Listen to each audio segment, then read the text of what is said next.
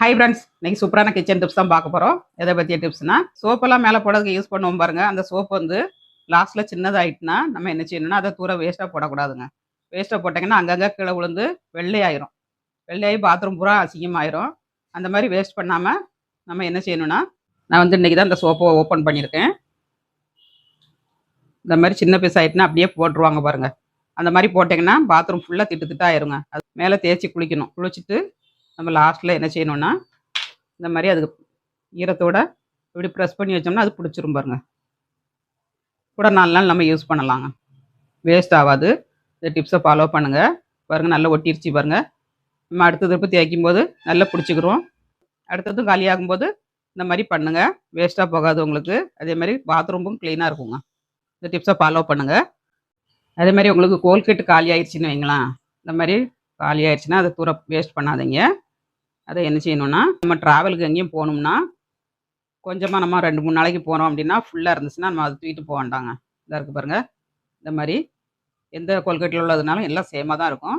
இதிலிருந்து நம்ம இதில் ட்ரான்ஸ்ஃபர் பண்ணிடணுங்க. இதில் வந்து இப்படி ப்ரெஸ் பண்ணிங்கன்னா அதில் போயிருங்க. ஒன்று போல் லெவலாக வச்சிடணும். லெவலாக வச்சிங்கன்னா வெளியில் வராது உங்களுக்கு. பாருங்கள், போயிடுச்சு பாருங்கள். எவ்வளோ கணம் நமக்கு வந்திருக்கு பாருங்கள். எத்தனை நாளைக்கு நமக்கு தேவையோ அத்தனை நாளைக்கு நம்ம ட்ராவலுக்கு வச்சு விடணுங்க. அப்புறமா இந்த மாதிரி புஷ் பண்ணி விட்டிங்கன்னா உள்ளே போயிடும்.